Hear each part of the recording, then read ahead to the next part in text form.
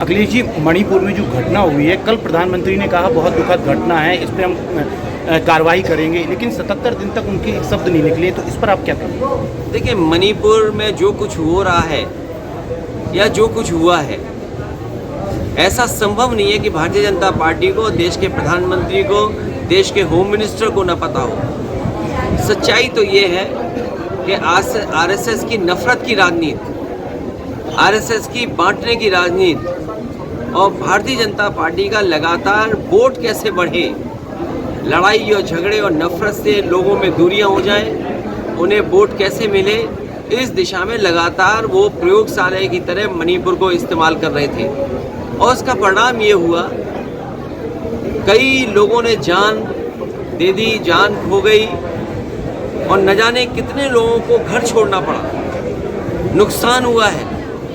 और जिस तरह की तस्वीरें आई कि एक महिला को जिस तरीके से घुमाया गया, और एक नहीं दो महिलाएं थीं, और उसके बाद मुख्यमंत्री का ये कहना कि ये घटना कोई एक अकेली घटना नहीं, ऐसी और घटनाएं हुई हैं। इससे ज़्यादा शर्मनाक, इससे ज़्यादा हमारे संस्कृति पर धब्बा लगने की बात कोई नहीं हो सकती, जो भारतीय जनता पार्टी के मुख्यमंत्री और देश के प्रधानमंत्री और देश के होम मिनिस्टर इस बात को देख रहे हो। जो मणिपुर में हुआ है, ये इतने दिनों के बाद तस्वीर आई।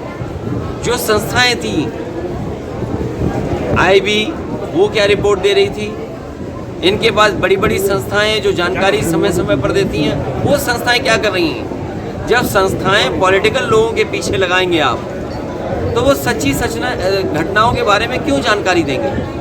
ये बीजेपी सरकार और बीजेपी के नेता दोषी हैं। वहाँ पर जिन लोगों ने इस तरह की घटना की है, कार्रवाई हो। और आपके माध्यम से यही अपील होगी मणिपुर की जनता से कि झगड़ा, हिंसा, एक दूसरे के खिलाफ नफरत फैलाने से कोई रास्ता नहीं निकलेगा।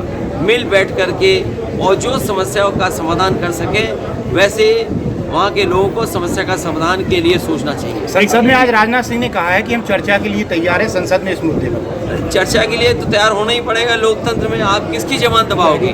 आप कितने कैमरे बंद करोगे? कितनी सूचनाएं रोकेंगे? और फिर ये चर्चा या कार्रवाई पहले होनी चाहिए थी। आखिरकार सरकार ये सब घटनाएं क्यों छिपा रही थी?